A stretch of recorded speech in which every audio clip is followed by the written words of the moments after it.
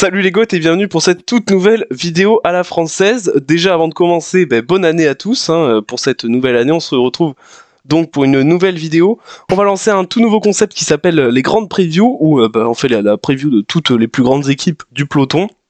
Et on commence aujourd'hui avec une des plus grandes équipes françaises qui est AG2R, la mondiale Décathlon, la toute nouvelle équipe qui était anciennement AG2R Citroën. Et aujourd'hui je suis avec Emma. Salut Emma. Salut Anto, salut à tous. Avec Cam. Salut Cam. Salut tout le monde. Et avec JB. Salut JB. Salut les goths. Ok, du coup, pour cette vidéo, elle va être séparée en plusieurs parties. On va commencer tout d'abord par revenir sur la saison 2023 qui vient de s'écouler, où on va revenir sur ce qui a marché, ce qui a un peu moins marché. Ensuite, on parlera du mercato pour 2024. On notera vite fait le nouveau maillot. Puis on présentera l'équipe par pôle, c'est-à-dire le pôle classique, le pôle grimpeur, le pôle sprinter. Et on terminera par un petit prono, on va dire, du nombre de victoires pour la saison 2024. C'est donc parti tout de suite pour un petit retour sur la saison 2023. Et je te laisse commencer, JB. Quels sont les principaux résultats ? Donc dans cette saison, on a vu plusieurs victoires en World Tour. Déjà, c'est une belle chose à souligner. Il y en a eu 3. Donc il y a eu l'étape 17 sur le Tour de France, dont tout le monde se souvient, avec la victoire de Félix Gall, qui avait aussi remporté une étape sur le Tour de Suisse. On a aussi eu l'étape 4 du Giro, qui était remportée par Aurélien Paré-Peintre. Et puis au total, ça fait 9 victoires, parce qu'il y a eu aussi des petites victoires de Greg Van Avermaet ou de Nance Peters hors World Tour, pardon. Et on peut aussi noter la 8e place sur le Tour de France, encore une fois par Félix Gall. Et tout ça, ça nous donne une 18e place au classement UCI. Ouais, du coup, qu'est-ce que vous en pensez, vous, Cam et Emma, de cette saison 2023 d'AG2R ? C'était une belle saison quand même, à leur échelle. C'est pas une des équipes qui pèse le plus sur les courses, mais Félix Gall, ça a été une sacrée découverte quand même. Et puis, il y a pas mal de coureurs qui promettent de belles choses pour cette saison. C'est vrai que il y a quand même 9. Moi, je les attendais pas sur les grands tours. Franchement, 2 victoires en grand tour, c'est quand même beau. Mais c'est vrai qu'après le Tour de France, il y a quand même peu de victoires. Au final, ils ont beaucoup centré leur succès vers avril, juin, juillet. Après, il y a plus grand chose, quoi. Donc c'est un peu dommage. Mais sinon, c'est vrai que on a des vainqueurs différents. Il y a des anciens, il y a des jeunes. Donc franchement, c'est quand même bien pour eux, une bonne saison. Ce qui est à souligner, c'est quand même qu'on passe de 11 victoires en 2022 à 9 victoires, donc ça régresse année après année. C'était 12 victoires en 2021. C'est une équipe qui manque un peu de fraîcheur, quoi, je trouve. Vas-y, JB. Oui, mais après, quelle victoire ? Parce que moi, je préfère avoir 2 victoires en moins, mais avoir 2 victoires en grand tour qu'une seule, par exemple, tu vois. Ouais, on voit bien au classement au classement UCI que ils sont que 3e équipe française derrière FDJ et derrière Cofidis. Donc c'est quand même assez décevant. Après, ce qu'on peut souligner surtout, c'est que c'est pas forcément les coureurs qu'on attendait, qu'on performait. Enfin, par exemple, la saison qui est un peu l'ombre de lui-même d'O'Connor. C'est dommage, puisque s'il avait été au niveau, on aurait pu attendre plus de victoires. Et du coup, comme on l'a dit, c'est Félix Gall un peu qui fait l'arbre qui cache la forêt, quoi. Ouais. Et du coup, en appréciation, qu'est-ce qu'on pourrait donner vu qu'on donne une petite appréciation sur cette saison pour AG2R ? Moi, je dirais passable. Ouais. Vous êtes d'accord, les filles ? Oui. Moi, je dirais correct, parce que quand même, je sais pas, avec un tel effectif qui était pas un effectif sur le papier, il est pas incroyable leur effectif, faut être réaliste. Genre, gagner 2 étapes, peser sur le Tour de France en soi, franchement, ils ont pesé quand même sur le Tour. Je trouve ça correct, c'est pas... Correct. Ouais, ensemble correct, ça peut être bien. Oui. Allez, on met ensemble correct. Du coup, ensuite, on va essayer de trouver... toujours dans cette saison 2023, selon vous, qui était l'homme de la saison chez AG2R? Bon, on a déjà dit son nom plusieurs fois. Moi, je pense que c'est Félix Gall. Il n'y a pas trop de débat. 2 victoires World Tour sur les 3 de l'équipe. Sûrement les 2 plus mémorables. Et en plus, un top 10 sur le Tour de France. Je vois pas qui peut débattre avec lui. Je suis d'accord. Cam, t'es d'accord? Je suis d'accord aussi. Emma, t'es Oui, d'accord? d'accord. Moi aussi. Bon, mais parfait. Voilà, donc bon, en tout cas, une saison 2023 d'AG2R, voilà, comme on a dit, ensemble correct, peut faire mieux, et on espère que justement, grâce au recrutement hivernal qui a été fait, pardon, que ils vont réussir à continuer à progresser. Et du coup, est-ce que Emma, tu peux nous présenter du coup qui est parti chez AG2R et qui est arrivé? Alors déjà, on a eu des départs à la retraite comme Greg Van Avermaet, Michael Scherel ou Michael Schar, qui sont des coureurs qui étaient dans l'équipe depuis un certain temps.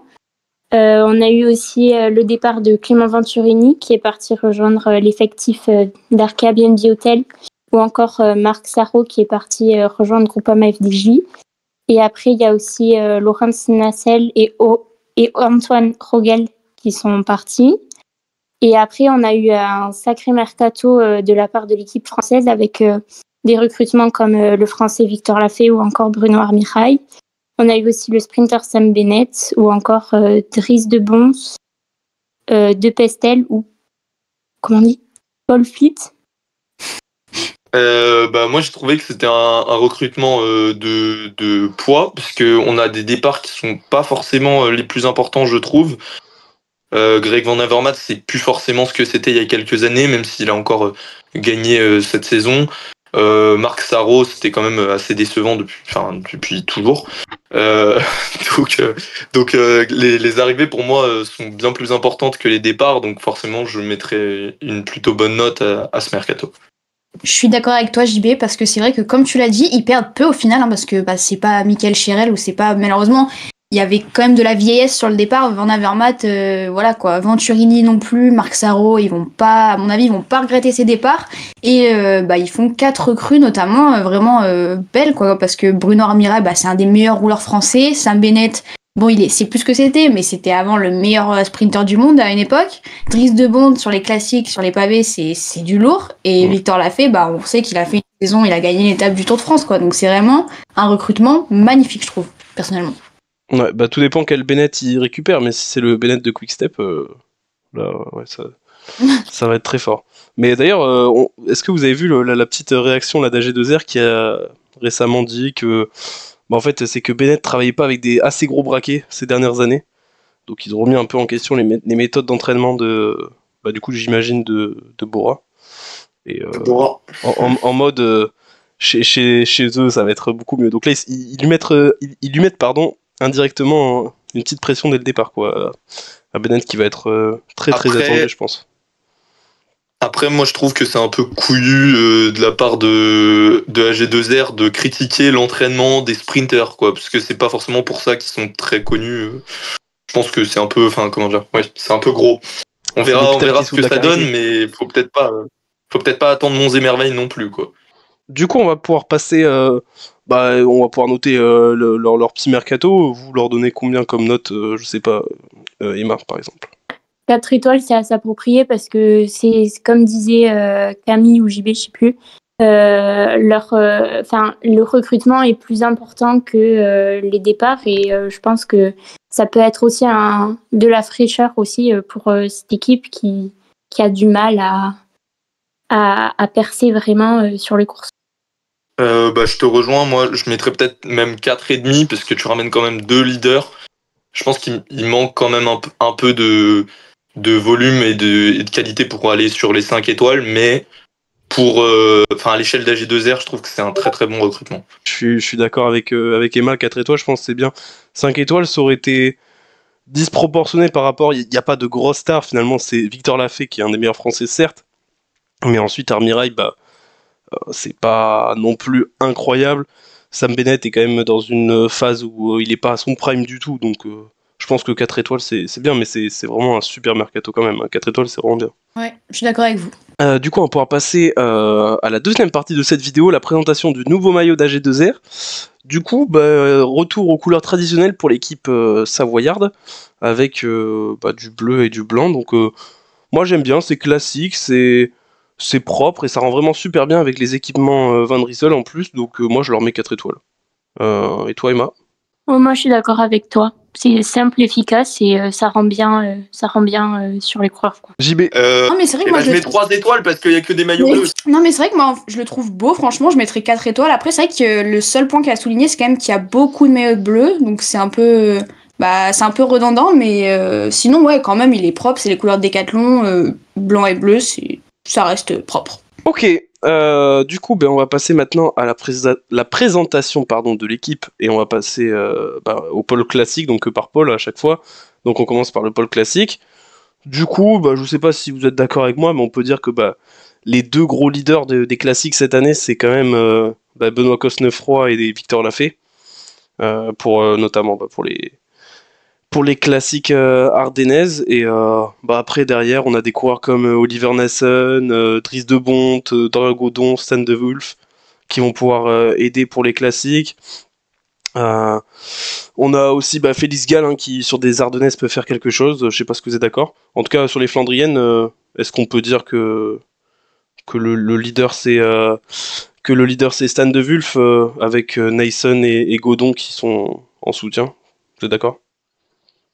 Moi, je suis assez d'accord. Pour les Ardennaises, il faudra voir dans quel ordre ça se fait au niveau des leaders.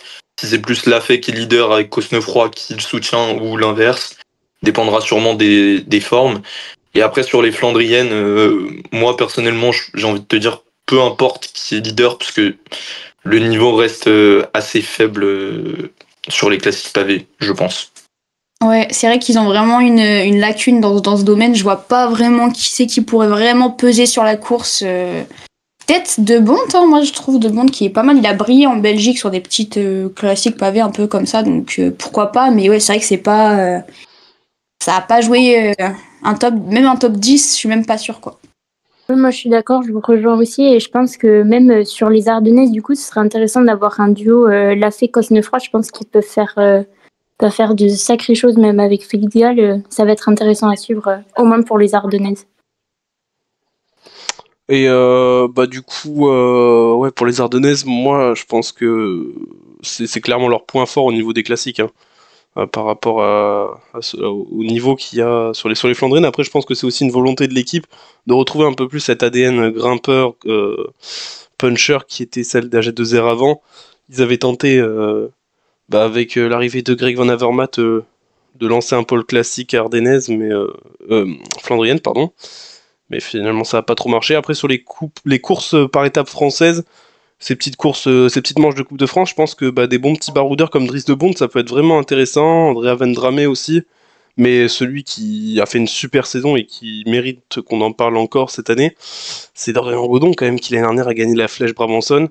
Donc il sera là pour les Flandriennes, je pense, mais il sera aussi là pour les courses par étapes françaises. Je crois qu'il avait déjà gagné la Coupe de France il y a quelques années, il y a 2 ans, il me semble. Donc ça sera un des prétendants au titre. Aussi, à G2R, ils ont une lacune clairement pour les Flandriennes.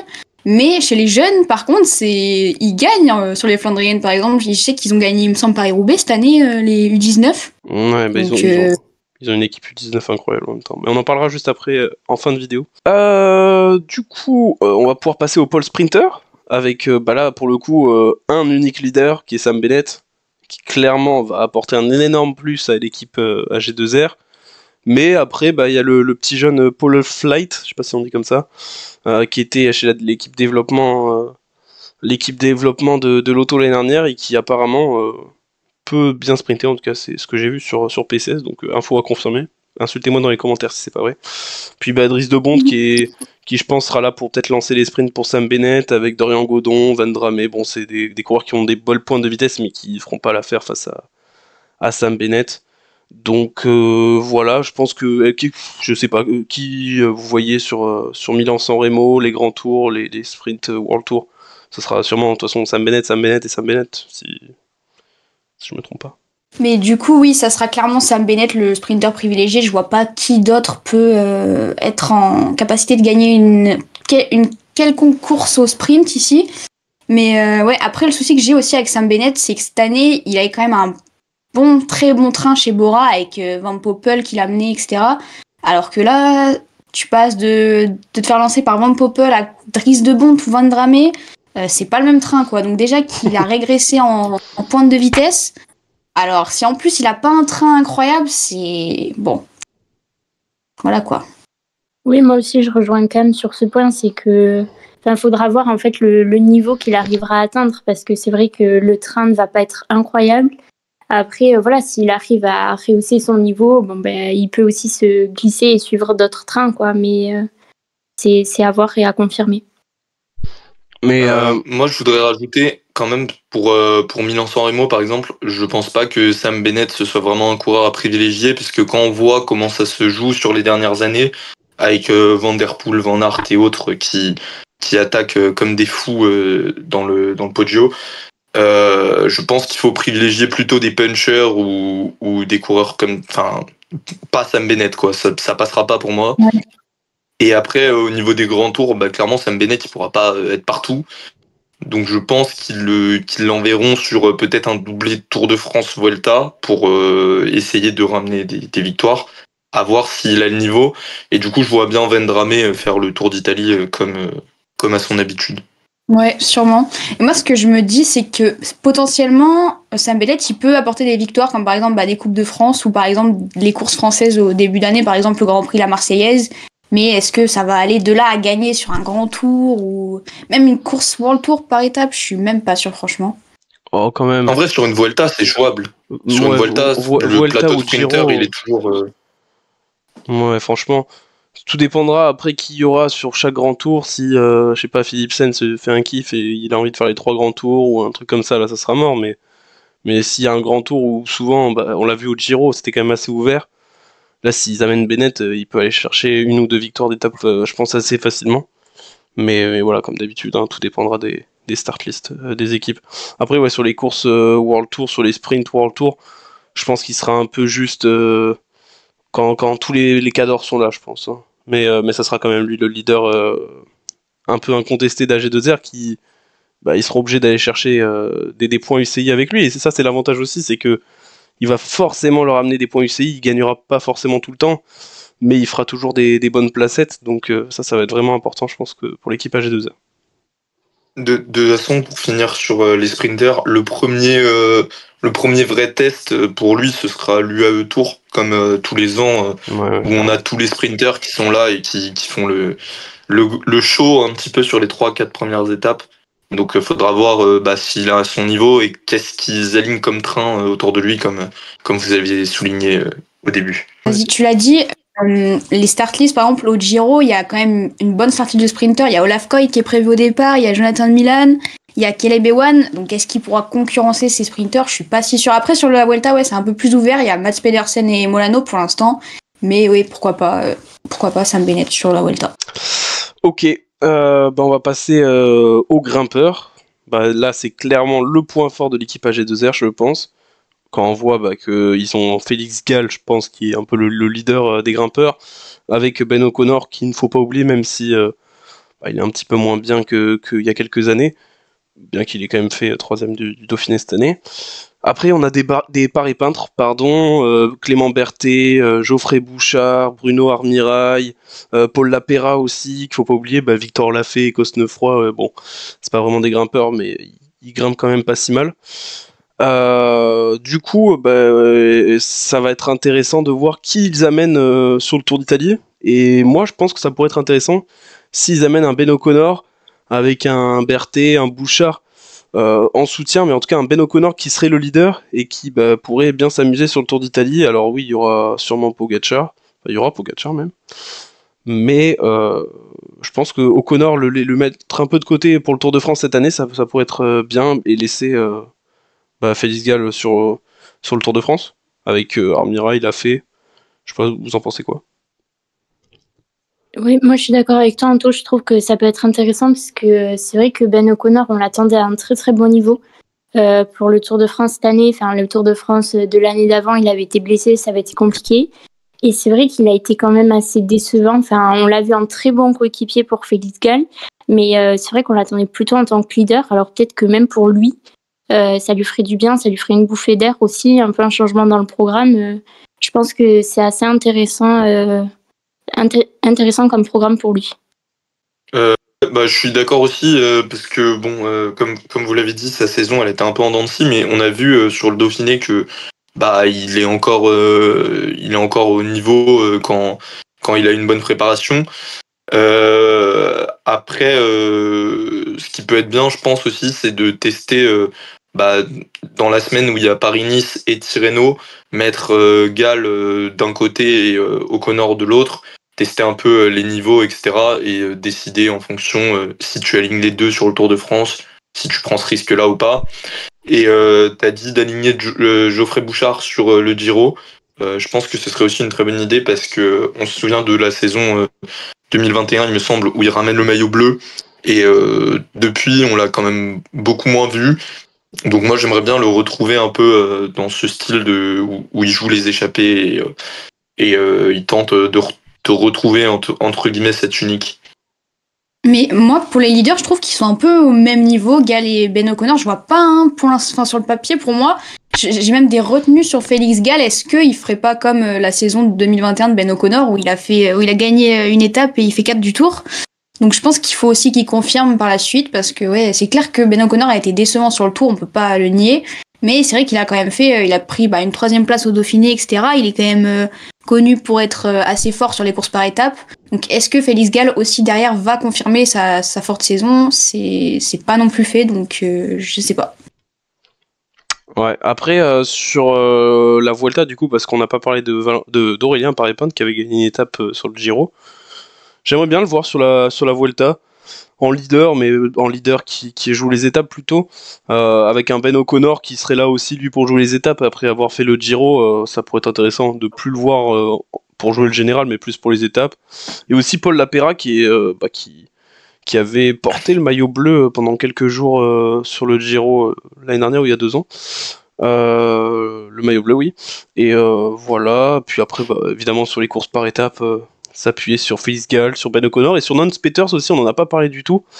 Mais c'est un peu l'énigme. Est-ce qu'on retrouvera un jour un grand Nance Peters comme on avait eu sur le Tour et sur le Giro il y a quelques années? Je sais pas. Je regardais un peu leur liste en leader pour le Giro. Pour l'instant, ils ont mis Paré-Peintre. Donc est-ce qu'il fera le doublé Giro Vuelta? Sûrement, je pense. Et pour l'instant, pour le Tour, il n'y a que Victor Lafayette prévu. Donc rien de défini pour l'instant.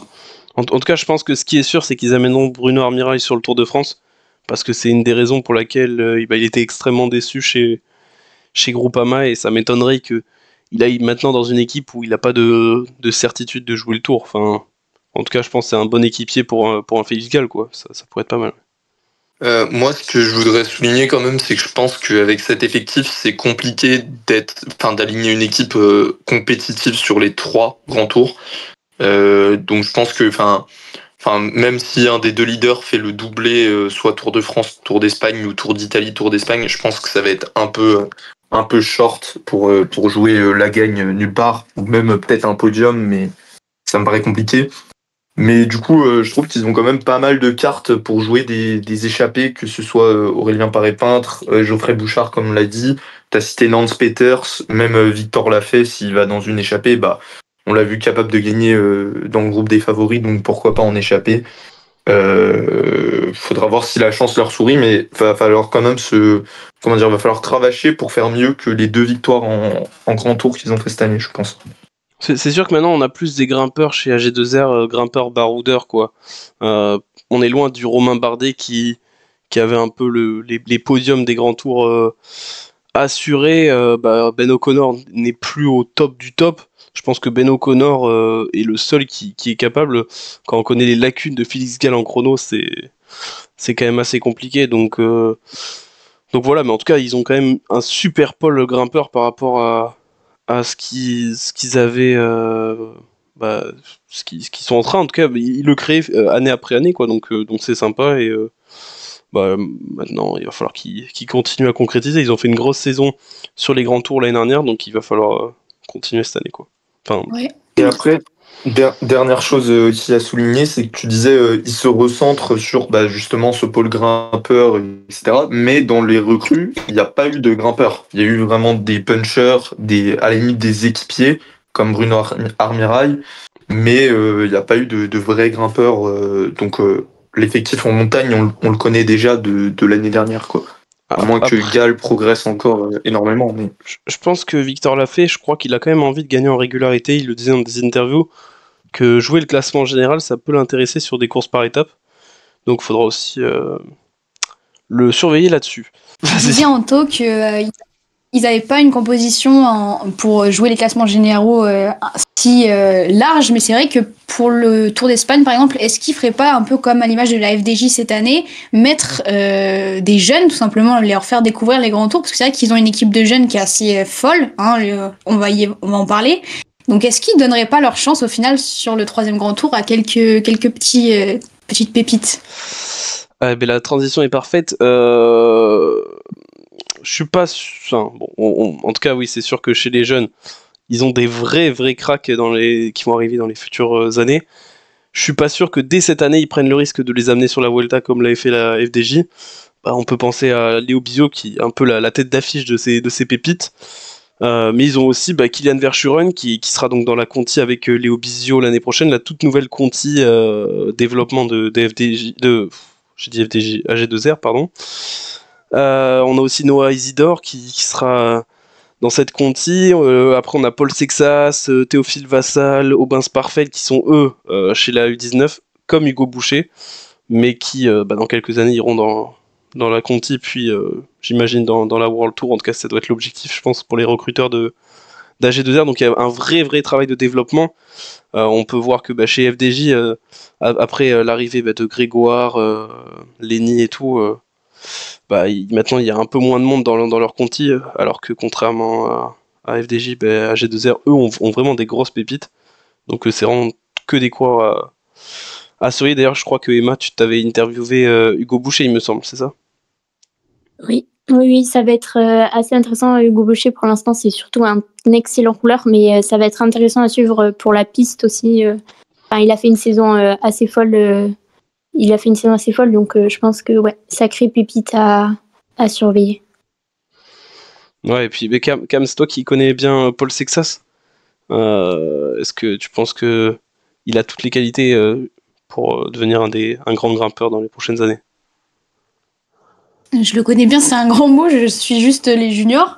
Mais c'est vrai qu'il est assez complet et puis il gagne depuis pas mal de temps dans ces catégories. Donc c'est clair qu'il a été champion de France, il me semble, je sais plus. C'était il y a 1-2 ans, il me semble, chez les jeunes. Donc clairement, c'est la barre. C'est une vraie petite pépite qu'on a la chance d'avoir pour le futur du cyclisme français. Ouais, et puis Kilian Verschuren, qu'on avait interviewé, c'est notre petite mascotte des Goths. Et puis Léo Bizot, Cam, en plus, oui, toi qui as roulé avec Léo Bizot, non mais ça c'est incroyable. Ouais, Léo, si tu passes par là, si tu te rappelles, en 2020 quand on a roulé ensemble. Mais du coup, Léo, c'est vraiment, il est hyper complet. Il me semble, cette année, il a fait 8 courses par étape, il en a gagné 3. Donc c'est vraiment c'est vraiment un phénomène. Et puis c'est aussi un super crossman. Il est champion du monde de cyclocross l'année dernière chez les juniors. Donc c'est clair que il a mis la barre haute. Et c'est vrai qu'il a des capacités qui sont... il a un potentiel qui est fou. Donc hâte de voir ça. Ok. Bon, on les suivra de toute façon tout au long de la saison. Et peut-être que l'un d'entre eux sera bientôt en interview. On vous en dit pas plus. On va passer à la dernière partie de cette vidéo. Et du coup, on va s'amuser à essayer de donner des pronos sur le nombre de victoires World Tour et le nombre de victoires totales d'AG2R sur cette année 2024. Et puis en fin d'année, on regardera de ça et on verra que JB a dit de la merde. Du coup, ça tu coupes quand même. L'abus. Du coup, Cam, combien de victoires vont gagner AG2R en 2024 World Tour et pas World Tour? World Tour, je dirais 3. Et total, je dirais 14. Je pense qu'ils vont beaucoup gagner de Coupe de France, de ce genre de... Tu vois. de course, mais en World Tour, je pense ça va caler un petit peu. Ok. Emma. Moi, je suis assez d'accord avec Cam. Je dirais à peu près 3 aussi en World Tour. Et après, en nombre de victoires totales, je sais pas, je dirais une dizaine à peu près. Ok. JB. Moi je vois quand même Sam Bennett ramener quelques victoires, donc augmenter le total, mais je sais pas s'ils y arriveront trop en World Tour, donc je dirais peut-être 2 victoires World Tour et une quinzaine au total.